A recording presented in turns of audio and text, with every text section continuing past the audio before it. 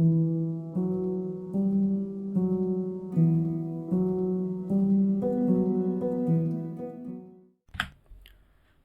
Everyone, welcome back to the rank up course. तो आज हम आ गए हैं न्यूटन लॉज ऑफ मोशन के थर्ड लेक्चर पे और आज हम बात करने वाले हैं कुछ शॉर्टकट ट्रिक्स, कुछ सूडो फोर्सेस के बारे में कि शॉर्टकट ट्रिक्स को कैसे अप्लाई करा जाता है कुछ बेसिक क्वेश्चंस को सॉल्व करने के लिए।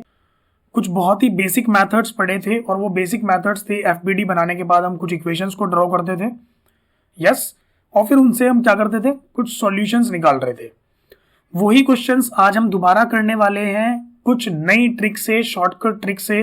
कहने का मतलब ये है कि आप बड़े बड़े क्वेश्चंस को बहुत छोटे छोटे टाइम में सॉल्व कर सकते हो। कैसे करोगे वो आज आप इस क्लास में जानने वाले हो।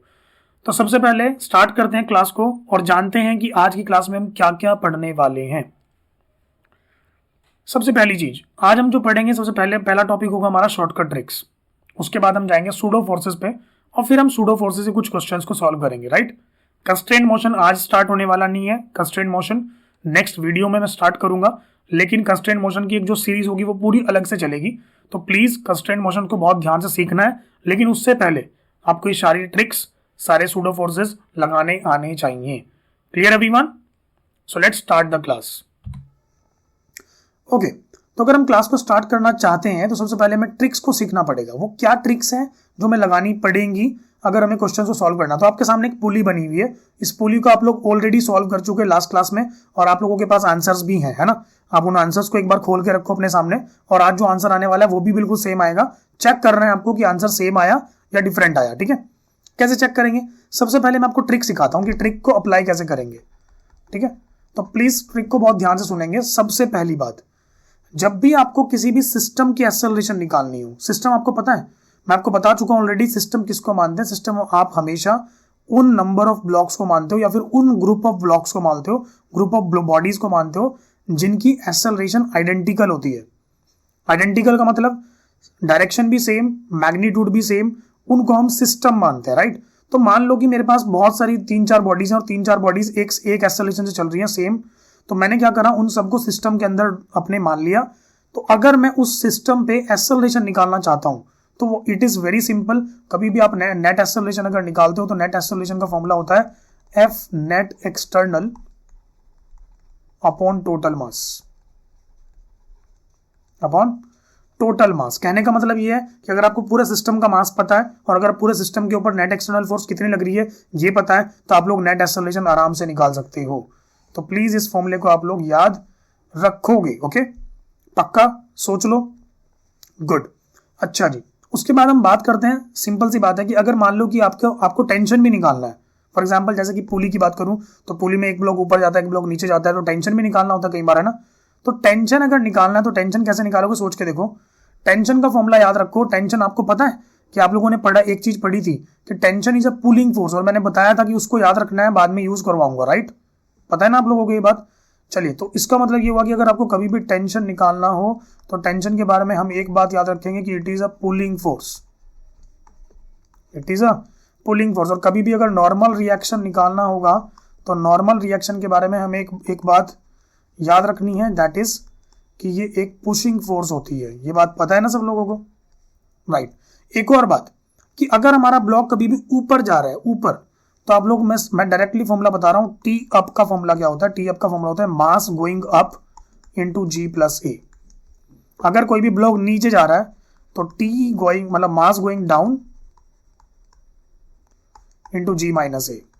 और अगर कोई भी ब्लॉक हॉरिजॉन्टली चल रहा है, हॉरिजॉन्टल चल रहा है, ठीक है, हॉरिजॉन्टली अगर चल रहा है तो क्या लिखोगे? एम गोइंग हॉरिजॉन्टली इनटू ए। तो ये मैंने आपको 3 फॉर्मूले बता दिए अलग अलग, ठीक है ना।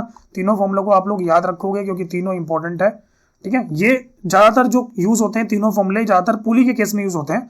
बाकी अगर मैं बिना पुली वाला क्वेश्चन सॉल्व करूंगा तो फिर उस केस में मैं अपने डिफरेंट फॉर्मूलों को यूज करूंगा, पुलिंग फोर्स और पुशिंग फोर्स के हिसाब से मैं सॉल्व करूंगा, राइट। तो अगर हम सबसे पहले ये वाला क्वेश्चन करना चाहते हैं, हमारे सामने एक पुली है, ठीक है, और इस पुली का क्वेश्चन मैं ये मैं पुली का क्वेश्चन मान लो मैं करना चाहता हूं इसको, ठीक है। तो मैं इसको सॉल्व करना चाहता हूं। मान लो कि मेरे पास 2 मासेस हैं, एक मास m1 है और एक मास m2 है, राइट। मान लेते हैं। चलिए तो मान लेते हैं कि ये मास m1 है और ये मास m2 है। मान लो कि m1 is greater than m2 है और ये एक फिक्स्ड पुली है। कौन सी पुली है बेटा?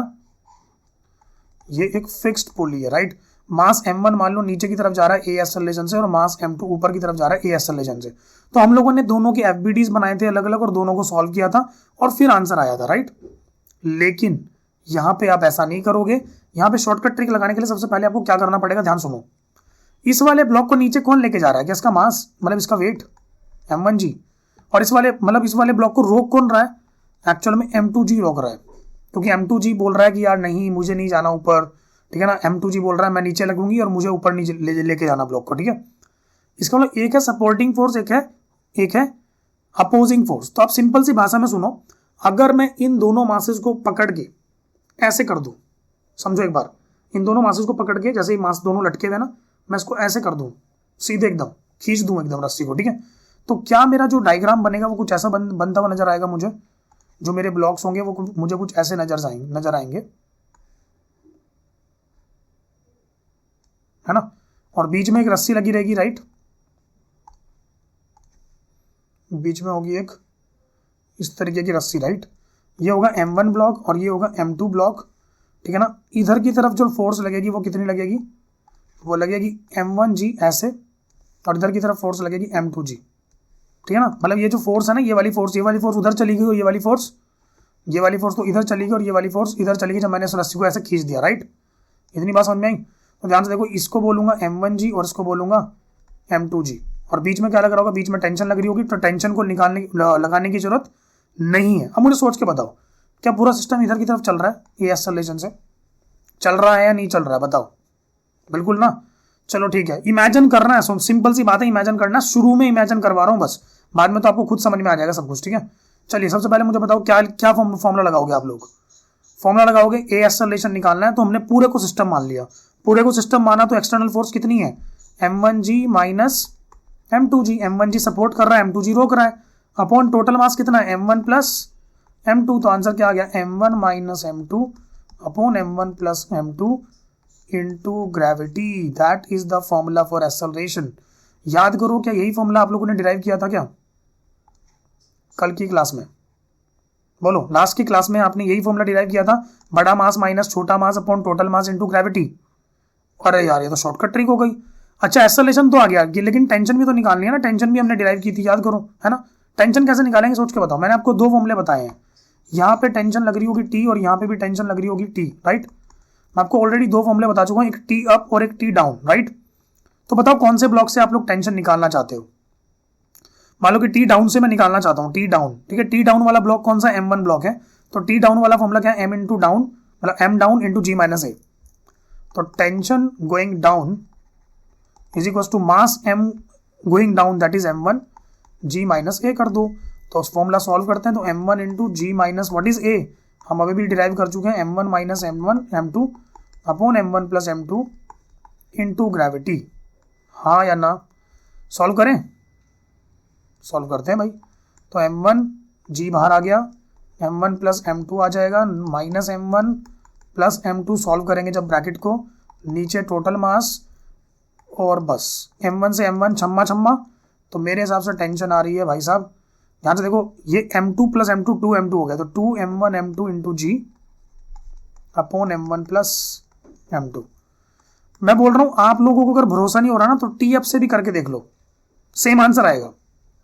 टी अप से करो या टी डाउन से करो, बात सेम ही आने वाली है, सेम आंसर ही आने वाला है, राइट। क्या इतनी बात समझ में आई सब लोगों को? पक्का? सोच लो, गारंटेड? ओके। अब मैं बात करता हूं नेक्स्ट एक और क्वेश्चन की, और जो क्वेश्चन आने वाला है आपकी स्क्रीन पे वो भी काफी इंपॉर्टेंट है, और ये क्वेश्चन भी मैंने आपको लास्ट क्लास में समझाया था, ठीक है ना। लास्ट क्लास में मैं आपको समझा चुका हूं ये वाला क्वेश्चन भी, ठीक है। तो आप लोगों को याद होगा कि मैंने क्वेश्चन क्या समझाया था लास्ट क्लास में? याद करो, मैंने आपको एक होमवर्क भी दिया था। मैंने आपको बोला 3 ब्लॉक्स हैं, तीनों ब्लॉक रस्सी से जुड़े हुए हैं, और आपको उनके बीच में टेंशन निकालनी थी। पता नहीं आप लोगों ने निकाली नहीं निकाली, बट मैं अभी इसको सॉल्व करने वाला हूँ शॉर्टकट ट्रिक से, ठीक है। तो ध्यान से देखें, सबसे पहले आप लोग क्वेश्चन देखोगे, क्वेश्चन आपकी स्क्रीन पे आ गया है। 4 kg, 2 kg, 1 kg 3 ब्लॉक आपको दिए हुए हैं। तीनों ब्लॉक्स को मैं 28 न्यूटन से खींच रहा हूँ, राइट। आपको सबसे पहले तो इस पूरे सिस्टम की एक्सेलरेशन बतानी है, कि एक्सेलरेशन है क्या, राइट। सबसे पहले तो आप एक्सेलरेशन बताओगे, उसके बाद आप T1 और T2 को बताओगे। तो T1 भी बताना है, T2 भी बताना है, क्या करोगे। सबसे पहली चीज, अगर आपको एक्सेलरेशन निकालनी है तो एक्सेलरेशन निकालने के लिए मैंने लिखा net external force upon total mass. मुझे मतलब नहीं है कि भाई साहब नेट मतलब इंटरनल फोर्सेस क्या है। T1 T2 तो इंटरनल फोर्सेस है ना यार, मैं तो पूरे को सिस्टम मान रहा हूं। लास्ट केस में जब हमने करा था, जब हमने क्वेश्चंस बेसिक मेथड से सॉल्व किए थे, तो हमने अलग अलग सारे ब्लॉक्स को अलग अलग सिस्टम माना था, अलग अलग एफवीडी बनाया था और अलग अलग सॉल्व किया था। इस बार हम ऐसा नहीं करने वाले, सबको एक बार ही सिस्टम मानूंगा, ठीक है। 4 kg, 2 kg, 1 kg। तो बताओ टोटल एक्सटर्नल फोर्स कितनी लग रही है, 28 अपॉन टोटल मास कितना है, 4 + 2 + 1, 6 + 1 7, 28 अपॉन 7, आंसर आया 4 मीटर पर सेकेंड स्क्वायर। Got it. ये आ गया आपका एक्सेलरेशन। जैसे ही आपका एक्सेलरेशन आता है, अब आपको टेंशन निकालनी है। चलिए भाई T1 निकालते हैं। अब इस बार यहाँ पे हॉरिजॉन्टल, वर्टिकल, अप डाउन का बिल्कुल भी कंसेप्ट याद मत रखो, आपको कुछ अलग कंसेप्ट याद रखना है यहाँ पे, ठीक है। ये अलग कंसेप्ट है क्या, मेरी बात जरा गौर सुनना। मैंने आपको एक चीज बताई थी, tension is a pulling force. सोच के बताओ कि टेंशन T1 कौन से ब्लॉक को पुल कर रही है। एक बार डायग्राम को बहुत ध्यान से देखो, डायग्राम को बहुत ध्यान से देखो। ये जो टेंशन T1 आपको दिख रही है ना, ध्यान से देखो, ये 28 न्यूटन सारे ब्लॉक्स को खींच रहा है, राइट। लेकिन जो टेंशन T1 है वो सिर्फ एक ही ब्लॉक को खींच रही है, दैट इज 4 kg, राइट। तो मुझे सिंपल सी बात लिखनी है कि जिसको भी ये खींच रही है ना, 4 × A बस। जितने मास को खींच रही है वो मास इंटू एक्सेलरेशन। तो 4 × एक्सेलरेशन है मेरी 4, आंसर आया कितना, 16 न्यूटन। टेंशन आ गया। अब T2 निकाल लो। T2 बताओ किस किस को खींच रही है। T2 तो यार दो चीजों को खींच रही है, 4 kg और 2 kg दोनों को मिलकर खींच रही है ना। तो 4 + 2 × A, आंसर आया 6 × 4, दैट इज 24 न्यूटन। क्या T1 आ गया, क्या T2 आ गया, क्या एक्सेलरेशन आ गया। इसमें किसी को कोई दुविधा बोलिएगा सोच के फटाफट। मेरे हिसाब से दुविधा होनी नहीं चाहिए, है ना, नहीं होनी चाहिए, होगी भी नहीं मुझे लग रहा है, ठीक है। नेक्स्ट क्वेश्चन पे चलें फिर। चलिए तो नेक्स्ट क्वेश्चन पे आते हैं हम लोग। और नेक्स्ट क्वेश्चन अब जो आएगा वो थोड़ा सा अलग होगा, वो थोड़ा सा ट्रिकी होगा। ट्रिकी क्यों होगा, क्योंकि एक्चुअल में आप लोगों ने क्या पढ़ रखा है, आप लोगों ने उसको बेसिक मेथड से सीख रखा है। तो अब हम ट्रिकी से सॉल्व करेंगे, ट्रिक से क्या सॉल्व करेंगे, चलो देखते हैं। दोबारा फिर से एक क्वेश्चन आ गया जो आपने कल भी सॉल्व किया था, ठीक है ना। कैसे करेंगे, दो ब्लॉक से M1 M2, उनके ऊपर एक फोर्स लग रही है F। क्या निकालना है, एक्सेलरेशन निकालना है आपको, ये कितना है, और आपको नॉर्मल रिएक्शन भी निकालना है, राइट। इन दोनों के बीच में जो नॉर्मल रिएक्शन लग रहा है वो, ठीक है। कैसे करेंगे सोच के बताओ। सबसे पहले एक्सेलरेशन निकालते हैं भाई। एक्सेलरेशन का फॉर्मूला हम लोग पढ़ चुके हैं, क्या, net force upon total mass, है ना। ये नेट एक्सटर्नल फोर्स है, मैं बार बार नहीं लिखूंगा। बताओ नेट फोर्स कितनी है, टोटल F है, अपॉन टोटल मास है M1 + M2, तो दैट इज माई एक्सेलरेशन। लो एक ही लाइन में आ गया ना आंसर। लो अब नॉर्मल रिएक्शन निकालना है। Normal reaction was a pushing force और पुलिंग फोर्स, याद करो, it was a pushing force, right. अगर ये पुशिंग फोर्स है तो सिंपल सी बात है ना, नॉर्मल रिएक्शन किसको पुश कर रहा है, कैपिटल F फोर्स तो M1 M2 दोनों को मिलकर पुश कर रही है, लेकिन नॉर्मल रिएक्शन सिर्फ एक ही ब्लॉक को पुश कर रहा है, and that is M2, right ना। नॉर्मल रिएक्शन तो इसको पुश कर रहा होगा ना, M2 को। यस, तो N को क्या लिखोगे आप लोग, M2 × A, M2 × what is A, F upon M1 + M2, खत्म। लो आंसर आ गया, यस और नो, ये आ गया हमारा नॉर्मल रिएक्शन। Clear everyone. तो आप लोगों को ऐसे बहुत ही सिंपल क्वेश्चंस को आप लोग बेसिक मेथड से बहुत शॉर्टकट ट्रिक से सॉल्व कर सकते हो, and that is a good kind of method, right. इसमें कोई दुविधा किसी को होनी भी नहीं चाहिए, राइट। आगे बढ़ते हैं। अब हम बात करेंगे कुछ अलग क्वेश्चंस की, ठीक है। लेकिन उन क्वेश्चंस पे जाने से पहले ना हम लोग एक चीज पढ़ने वाले हैं, that is what it is the pseudo force, ठीक है ना। क्या पढ़ेंगे हम, पहले एक सूडो फोर्स पढ़ने वाले हैं, राइट। अगर हमें सूडो फोर्स को पढ़ना है तो मैं आपको बहुत ही बेसिक सी चीज एक चीज समझाता हूं आज। सूडो फोर्स में क्या होता है, सूडो फोर्स आपको किस किस को पता है, बताओ क्या होता है सूडो फोर्स, बोलो, पता है किसी को सूडो फोर्स क्या होता है, नहीं पता, चलिए जानते हैं। चलिए सूडो फोर्स के बारे में जानते हैं। सबसे पहले हम सूडो फोर्स की बात करेंगे। What do you mean by pseudo force. चलिए बहुत बेसिक मेथड, बहुत बेसिक किसी फोर्स होती है। आप लोगों ने कभी फ्रेम ऑफ रेफरेंस देखे हैं, मैंने आपको दो फ्रेम ऑफ रेफरेंस बताए थे, एक इनर्शियल और एक non inertial, right. Inertial frame of reference वो वाला फ्रेम ऑफ रेफरेंस होता है जिसमें न्यूटन के लॉज एप्लीकेबल होते हैं, और नॉन इनर्शियल में न्यूटन के लॉज एप्लीकेबल नहीं होते, बिल्कुल भी नहीं होते, राइट। अगर न्यूटन के लॉज एप्लीकेबल नहीं होते नॉन इनर्शियल में, तो वहां पे कुछ ना कुछ तो हमें चाहिए ना, ताकि हम सॉल्व कर सकें सिचुएशन को। तो वो क्या चीज होती है मैं आपको समझाता हूं। मान लो कि हमारे पास दो फ्रेम्स हैं। एक फ्रेम हमारे पास, मान लो कि एक फ्रेम हमारा कुछ ऐसा है, ठीक है, और दूसरा फ्रेम हमारा कुछ ऐसा है, राइट। जो नीचे वाला फ्रेम है ना, मान लो कि वो इनर्शियल फ्रेम है, और जो ऊपर वाला फ्रेम है मान लो कि वो नॉन इनर्शियल फ्रेम है, राइट। एक इनर्शियल है और एक नॉन इनर्शियल है। इनर्शियल फ्रेम रुका हुआ है और नॉन इनर्शियल फ्रेम जो है ना, मान लो कि वो चल रहा है ए नॉट एक्सेलरेशन से, राइट। कितनी एक्सेलरेशन से? ए नॉट एक्सेलरेशन से चल रहा है with respect to inertial frame. नहीं समझे?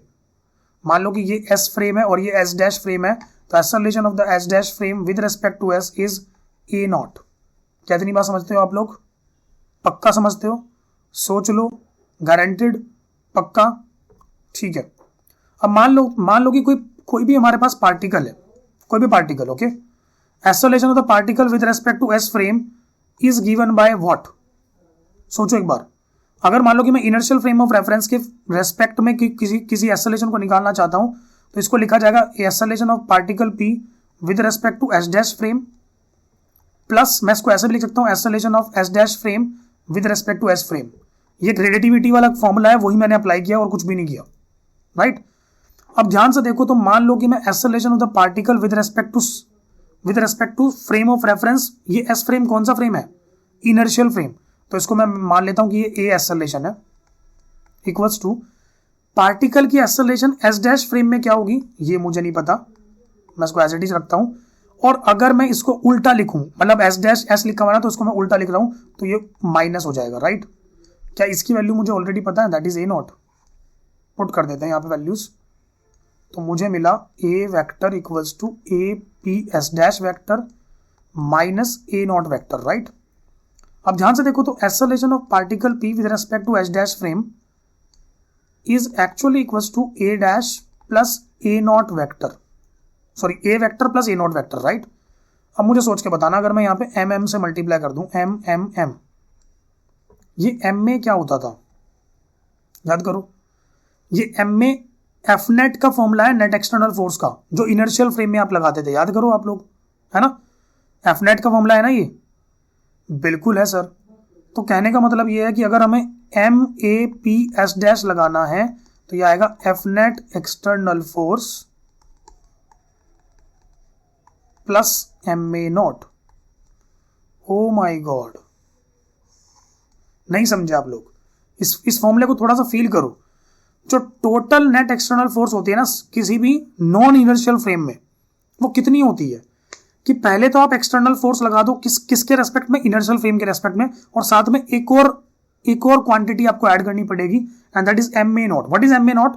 M is the mass of the particle. Please इस बात को बहुत ध्यान से सुनो। एम क्या है? Mass of the particle. जिस पार्टिकल की हम लोग क्या निकाल रहे हैं, जिस पार्टिकल की हम लोग एफबीडी बना रहे हैं, राइट। ए नोट क्या है?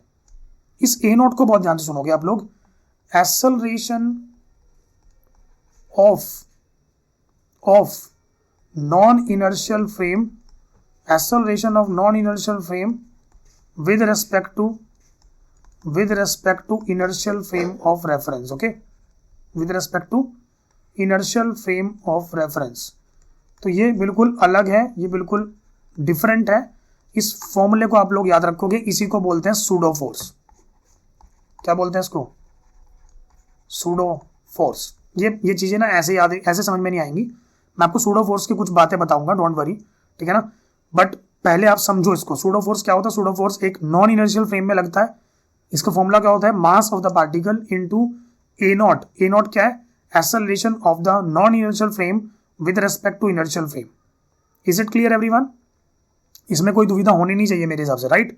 आगे बढ़े। अब मैं आपको एक चीज फील करवाता हूँ, जैसे कि फॉर एग्जांपल आप लोगों ने लिफ्ट वाली प्रॉब्लम्स पढ़ी होगी शायद से, बट अगर नहीं पढ़ी है तो मैं आप देखो ध्यान से। एक एलिवेटर है मान लो, ठीक है। उस एलिवेटर में मान लो एक वेइंग मशीन रखी हुई है और एक इंसान इस वेइंग मशीन के ऊपर खड़ा हुआ है, राइट। तो मान लो कि हमें देखना है कि एक एलिवेटर मान लो ये ऊपर की तरफ जा रहा है ए एक्सेलरेशन से, तो हमें देखना है कि इंसान का जो वेट होता है ऊपर की तरफ जाते हुए लिफ्ट में, वो बढ़ता है या घटता है, राइट। कैसे करेंगे? तो हमने क्या करा, एक ऑब्जर्वर को इस लिफ्ट के अंदर ही बिठा दिया। ओके, अब सोचो कि इस पर्सन के ऊपर, इस पार्टिकल की बात कर रहे हैं हम, ये पर्सन एक पार्टिकल ही है हमारे लिए। क्या क्या फोर्सेज लग रही होंगी सोचो एक बार, कौन कौन सी फोर्स लग रही है? नीचे की तरफ लग रहा है नॉर्मल रिएक्शन, ऊपर की तरफ लग रहा है वेट, सॉरी यार क्या बोल रहा हूं मैं, आई एम सॉरी, नीचे की तरफ लग रहा है वेट, ऊपर की तरफ लग रहा है नॉर्मल रिएक्शन। बस यही तो दो फोर्सेज लग रही है ना। अगर आप ध्यान से देखो, अगर आप इस लिफ्ट के अंदर बैठे हो, एक ऑब्जर्वर अगर लिफ्ट के अंदर बैठा तो क्या वो नॉन इनर्शियल फ्रेम में है? क्योंकि उसका फ्रेम एक्सेलरेटेड है, राइट। अच्छा, तो क्या इसको एक सूडो फोर्स लगानी पड़ेगी? बिल्कुल लगानी पड़ेगी। और वो सूडो फोर्स किधर की तरफ लगेगी सोचो एक बार। वो सूडो फोर्स हमेशा अपोजिट लगती है, ठीक है ना, जिधर की तरफ एक्सेलरेशन होती है उसके अपोजिट लगती है। क्या मेरी बात समझ में आ रही है? क्योंकि ध्यान से देखो, अगर आप इस फॉर्मूले को देखोगे तो ये फॉर्मूला एफ नेट एक्सटर्नल का फॉर्मूला क्या आएगा, ये एम ए नोट इधर चला जाएगा ना, राइट। तो इसका मतलब ये हुआ कि हम लोग बोल सकते हैं कि इट इज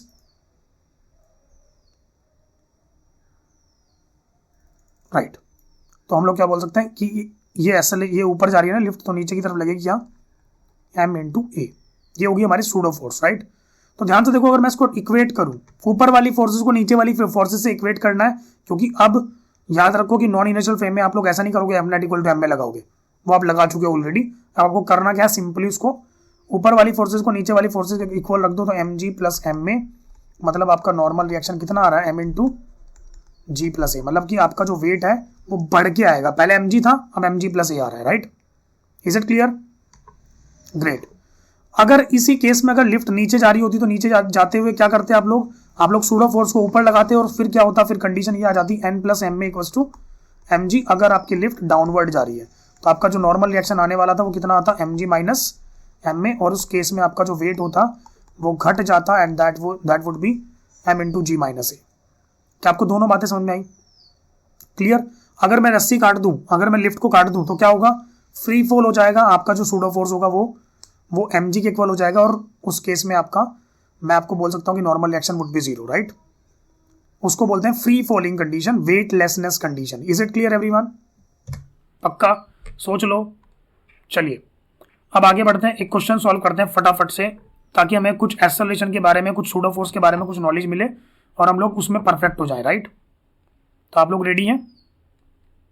रेडी हैं सब लोग?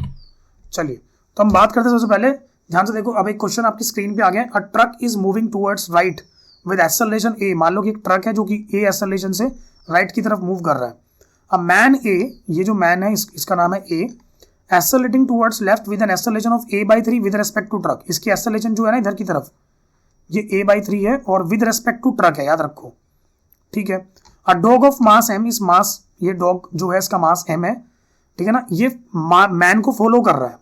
इसकी एक्सेलरेशन भी कितनी है इधर की तरफ, ये भी a/3 है with respect to truck. Observer B on the ground, ये जो ऑब्जर्वर है ग्राउंड पे ये बी है, राइट। ये ऑब्जर्व कर रहा है मैन को भी और डॉग को भी। आपसे सबसे पहला क्वेश्चन पूछा गया, net force experienced by the dog as seen by the observer B standing on the ground. अगर कोई बंदा ग्राउंड पे खड़े होकर इस डॉग को देख रहा है, ठीक है ना, तो उसको नेट फोर्स कितनी लगती हुई नजर आएगी इस डॉग के ऊपर? क्या बताओगे आप लोग? बहुत सिंपल सी चीज है ना, कि अगर पहला क्वेश्चन आप सॉल्व करोगे तो पहले क्वेश्चन में बहुत सिंपल सी चीज आपको लगानी है। ध्यान से देखो, क्या नेट फोर्स जो आएगी विद रिस्पेक्ट टू बी बंदा, ठीक है ना, ये जो बी वाला बंदा है ना, इसके रेस्पेक्ट में अगर आपको फोर्स निकालना तो क्या लगाओगे? क्योंकि ये इनर्शियल फ्रेम में है ना, तो आपको कोई भी सूडो फोर्स लगाने की जरूरत नहीं है, डायरेक्टली फॉर्मूला लगाओ m into a. And what is a? a is the acceleration of dog with respect to person b, and b person कहाँ पे है, ग्राउंड पे है ना, तो आप इसको ऐसे भी बोल सकते हो m into a, acceleration of the dog with respect to ground. नहीं समझे यार? हाँ या ना? चलिए, तो हमें ग्राउंड के रेस्पेक्ट में पता है क्या एक्सेलरेशन ऑफ द डॉग? नहीं पता। हमें तो acceleration of the dog with respect to truck पता है। क्या इसका फॉर्मूला होगा, acceleration of the dog minus acceleration of the truck? Yes. What is the acceleration of the dog with respect to truck? It is minus a/3, क्योंकि मैं left को minus मान रहा हूं और राइट को पॉजिटिव मान रहा हूं, ठीक है। डॉग की एक्सेलरेशन मुझे नहीं पता, वही तो मुझे निकालनी है, माइनस ट्रक की एक्सेलरेशन कितनी है, a है राइट की तरफ, तो इसको प्लस a लिखूंगा। Is it clear? तो अगर मैं डॉग की एक्सेलरेशन निकालूं तो क्या लिखा जाएगा, ए ऑफ डॉग को इधर ही रखते हैं, है ना, इक्वल्स टू ये इधर आ जाएगा, तो a माइनस a/3 तो एक्सेलरेशन ऑफ द डॉग कितना आ जाएगा भाई, मेरे हिसाब से एक्सेलरेशन ऑफ द डॉग आ रहा है 2a/3 और पॉजिटिव आ रहा है, इसका मतलब पॉजिटिव एक्स एक्सेस की तरफ, राइट। तो एफ नेट का फॉर्मूला क्या आ जाएगा, इस फॉर्मूले में डाल दूं वैल्यू, तो मेरे हिसाब से एफ नेट आ रहा है भाई कितना, F net would be equal to m 2a/3 i cap, that would be my net external force. Okay good, ये पहले पार्ट का आंसर है। सेकेंड पार्ट का देखते हैं एक बार। Rate of change of linear momentum of the dog relative to the man A moving on the trolley. Okay, trolley मतलब ट्रक, ठीक है। आपसे पूछना है कि linear momentum of the dog कितनी स्पीड से चेंज हो रहा है, मतलब कितने रेट से चेंज हो रहा है रिलेटिव टू द मैन ए। तो आपको डीपी बाई dt पूछा है, तो आपको पता है डीपी बाई dt कुछ नहीं होता, ये एक्चुअल में एक तरीके से एफ नेट ही होता है ना। तो आपसे पूछा जा रहा है एफ नेट का फॉर्मूला क्या है, m इंटू ए। इस बार एम ए को लगाओगे तो acceleration of dog with respect to man A लगाओगे आप लोग।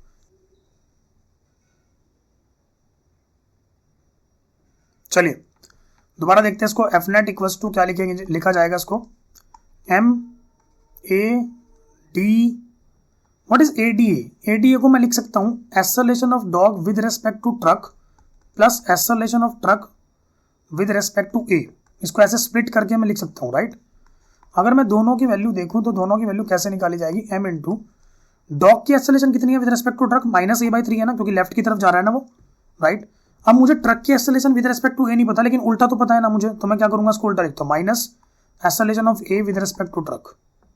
क्लियर, चलिए लगा देते हैं वैल्यूज, और मैं इसको आई कैप के साथ लिख देता हूं, ठीक है। एफ नेट की वैल्यू कितनी आ जाएगी, ये आ जाएगी m इंटू -a/3 आई कैप, और ये माइनस तो है ही ना ऑलरेडी। ए की एक्सेलरेशन कितनी है, देखो ध्यान से, पर्सन ए, ये भी तो a/3 से ही चल रहा है लेफ्ट में, तो उसको भी -a/3 आई कैप ही लिख दिया जाएगा। तो plus a/3 minus a/3 cut जाएंगे, तो एफ नेट की वैल्यू 0 आ जाएगी, मतलब rate of change of momentum भी कितना आ जाएगा, 0। इसका मतलब डॉग का momentum with respect to person A कोई चेंज नहीं हो रहा विद रेस्पेक्ट टू टाइम, याद रखो इस बात को, ठीक है। अब तीसरी बात करते हैं, pseudo force on the dog as seen from man A, कि मतलब डॉग पे सूडो फोर्स कितनी लग रही है, अगर मैन ए की बात करें, मैन ए की वजह से कितनी फोर्स लग रही है। तो हम सिंपल सी चीज करनी है आपको, देखो यहां से एक चीज, एक डाउट क्लियर होता है। अगर आपको सूडो फोर्स निकालनी है, सूडो फोर्स किस पे, डॉग पे, तो मास ऑफ द डॉग आएगा, राइट, इनटू एक्सेलरेशन, कौन देख रहा है, एक्चुअल में पर्सन ए देख रहा है, तो पर्सन ए की एक्सेलरेशन आएगी विद रेस्पेक्ट टू ग्राउंड, क्योंकि ग्राउंड हमारा इनर्शियल फ्रेम है, राइट। नहीं समझे आप लोग, ठीक है ना। तो याद रखो कि जब भी आप सूडो फोर्स लगाते हो तो मास ऑफ द पार्टिकल आता है और acceleration of the non inertial frame with respect to ground आती है, राइट। अच्छा, तो acceleration of A with respect to ground अगर निकालनी है आपको, तो कैसे कैलकुलेट करोगे, बताओ जरा एक बार। इसको कैलकुलेट करने का तरीका क्या है, सर पता नहीं। तो acceleration of the A with respect to truck तो आपको पता है ना भाई, acceleration of A minus acceleration of truck कर लो, राइट। अच्छा जी, तो acceleration of the A with respect to truck कितना है, -a/3 है ना, और ए की एक्सेलरेशन कितनी है वो तो हमें नहीं पता, लेकिन ट्रक की एक्सेलरेशन मुझे पता है, प्लस ए है ना। तो ए की एक्सेलरेशन कितनी आ गई यहाँ से, ये acceleration of A is equals to a minus a/3, that is 2a/3, हाँ है ना। तो ये आ गया मेरा 2a/3 आई कैप, और जो सूडो फोर्स लगती है वो उल्टी डायरेक्शन में लगती है विद नेगेटिव साइन। तो सूडो फोर्स जो टोटल लगेगी वो कितनी लगेगी, ध्यान से देखो, pseudo force -m into 2a/3 i cap, ये हो जाएगी हमारी सूडो फोर्स। नहीं समझे, पक्का सोच लो। तो ये हो गया हमारा ये वाला क्वेश्चन, ठीक है। अब हम लास्ट क्वेश्चन पे अपने चलते हैं फटाफट से, ठीक है। और लास्ट क्वेश्चन अब हमारी स्क्रीन पे आ रहा है ये, ठीक है। इस क्वेश्चन को देखो एक बार ध्यान से। इस क्वेश्चन में बोला गया, a bead of mass m is fitted onto a rod and can move on it without friction। एक बेड है जिसका मास m है, ठीक है ना, और ये एक फिट हो रही है रॉड के ऊपर, ठीक है ना। और at initial moment the bead is in the middle of the rod moves translationally in a horizontal plane with an acceleration a। ध्यान से देखो, याद रखो कि ये जो रॉड है ना, ये इधर की तरफ चल रही है a एक्सेलरेशन से, राइट। अच्छा जी, आपसे बोला गया है forming an angle of alpha with the rod, ठीक है ना। हॉरिजॉन्टल प्लेन जो है अल्फा एंगल बना रहा है रॉड के साथ। आपको बताना है acceleration of the bead relative to the rod. सोचो एक बार, जब ये रॉड ऐसे चलेगी ऐसे चलेगी ऐसे चलेगी तो ये बेड कहाँ जाएगा, बेड नीचे आएगा ना। तो मान लेते हैं, मैं मान लेता हूँ कि let acceleration of the bead relative to the rod is a r, ठीक है इतनी बात, ओके ठीक है। तो मैं इसको नॉन इनर्शियल फ्रेम से सॉल्व करता हूँ। मैं क्या करता हूँ, मैं इस रोड के ऊपर ही जाके बैठ जाता हूँ, राइट। अगर मैं रोड के ऊपर जाके बैठ गया तो अगर मैं फ्री बॉडी डायग्राम बनाऊंगा इस बेड का तो कैसे बनेगा, ध्यान से देखना। मैं अगर फ्री बॉडी डायग्राम बनाऊं इस बेड का तो बहुत सिंपल से तरीके से बनेगा। मान लो कि हमारे पास ऐसे कुछ बॉडी है, ये बेड है, ठीक है। इसके ऊपर कुछ फोर्सेज लग रही है, ध्यान से देखो फोर्सेज कौन कौन सी लग रही होंगी। एक फोर्स ऐसे लग रही होगी, राइट, कुछ ऐसे, इसको ए आर बोलेंगे, मतलब एम ए आर, राइट और रॉन्ग, ठीक है। अच्छा, इसके ऊपर एक सूडो फोर्स भी लगेगी। वो सूडो फोर्स किधर लगेगी, इधर की तरफ लगेगी, राइट। इसका वेट जो है नीचे की तरफ लग रहा होगा, राइट। और इसके ऊपर नॉर्मल रिएक्शन कुछ ऐसा लग रहा होगा। मैंने सारी फोर्सेस को यहाँ पे ड्रॉ कर दिया, इसमें कोई दुविधा होनी नहीं चाहिए वैसे आप लोगों को, ठीक है। ये है नॉर्मल रिएक्शन, ये है pseudo force that is m a, ये है m a r, right. M a r को मतलब ऐसे मत लिखो, आप लोग इधर की तरफ कंपोनेंट कर सकते हो, डोंट वरी। ये एंगल अल्फा हो जाएगा, नहीं ये एंगल, ये वाला एंगल नहीं होगा अल्फा, एक्चुअल में एक एम जी का एक कंपोनेंट इधर की तरफ जाएगा, ये एंगल अल्फा होगा, ये एम जी होगा, ये एम जी कॉस अल्फा हो जाएगा, ये एम जी साइन अल्फा हो जाएगा, राइट। और एक ये वाली डायरेक्शन होगी हमारी, ठीक है ना। इस वाली डायरेक्शन में क्या क्या कंपोनेंट होंगे, इस एम ए के कंपोनेंट होंगे। अगर ये एंगल अल्फा है, ध्यान से देखो, तो क्या ये एंगल भी अल्फा होगा, तो एम ए कॉस अल्फा, और ये वाला डायरेक्शन में क्या हो जाएगा, m a sine alpha. Clear everyone. चलिए अब मुझे बताओ बेड इस वाले डायरेक्शन में, देखो ध्यान से, जब भी आप इंक्लाइंड प्लेन वाले क्वेश्चंस को सॉल्व करोगे ना, तो इंक्लाइंड प्लेन वाले क्वेश्चंस में याद रखना कि आप लोगों को हमेशा along the inclined plane and perpendicular to the inclined plane x axis और वाई एक्सिस को मानना है। तो मैं मान लेता हूं कि ये मेरा एक्स एक्सिस है और ये मेरा वाई एक्सिस है, राइट। तो मुझे बताओ वाई एक्सिस के अलोंग क्या कोई एक्सेलरेशन है, नहीं है। तो क्या आप नॉर्मल रिएक्शन को इक्वल कर सकते हो डाउनवर्ड फोर्स से, that is m g cos alpha plus m a sine alpha. कोई दिक्कत, नॉर्मल रिएक्शन आ गया, बहुत सिंपल सी चीज थी यार, है ना। लेकिन आप ध्यान से देखोगे तो अगर आप एक्स डायरेक्शन में देखोगे तो ये बेड जो है ना नीचे की तरफ आ रहा है with an acceleration A R. तो इस केस में हमें क्या करना पड़ेगा, यहां पे हमें F net equal to m a लगाना पड़ेगा। क्या लगाना पड़ेगा, F net equal to m a. F net equal to m a, F net कितना है, m g sine alpha minus m a cos alpha equals to what is F net, sorry what is m a, it is m into a r. लो बहुत simple है। तो क्या आ जाएगा, A R की value क्या आ जाएगी, ए आर की वैल्यू आ जाएगी g sine alpha minus a cos alpha. लो आंसर आ गया। ये है relative acceleration of the bead with respect to rod. इस क्वेश्चन को हम लोग ऐसे कर सकते हैं। हालांकि इस क्वेश्चन को मैं ग्राउंड फ्रेम से भी सॉल्व कर सकता था, लेकिन मैं क्योंकि यहाँ पे सूडो फोर्स आपको सिखा रहा हूँ तो मैंने सूडो फोर्स लगा के नॉन इनर्शियल फ्रेम से सॉल्व किया। कुछ बच्चों का क्वेश्चन आएगा कि सर जब हम नॉन इनर्शियल फ्रेम से सॉल्व कर रहे हैं तो हमने न्यूटन का लॉ कैसे अप्लाई किया। भाई सूडो फोर्स हम लगा चुके हैं, राइट, फिर भी हमारा बेड चल रहा है ना। सूडो फोर्स लगाने के बाद भी हमारा बेड जो है वो एक्सेलरेटेड है, राइट। दैट इज वाई हम लोग लगा रहे हैं यहाँ पे net force equals to m a. Clear everyone. एक क्वेश्चन आप लोगों के लिए होमवर्क है, ये आप लोग खुद करोगे and the question is this. इस क्वेश्चन में बोला गया if the pulley is massless and moves with an upward acceleration A not. एक पुली है जो कि ए नॉट एक्सेलरेशन से ऊपर की तरफ जा रही है, इसके अंदर एक पुली लटकी हुई है, लिफ्ट के अंदर पुली लटकी हुई है जिसका मास m1 और m2 है, दो ब्लॉक्स का, ठीक है। आपको बताना है कि इन दोनों की एक्सेलरेशंस क्या क्या होंगी।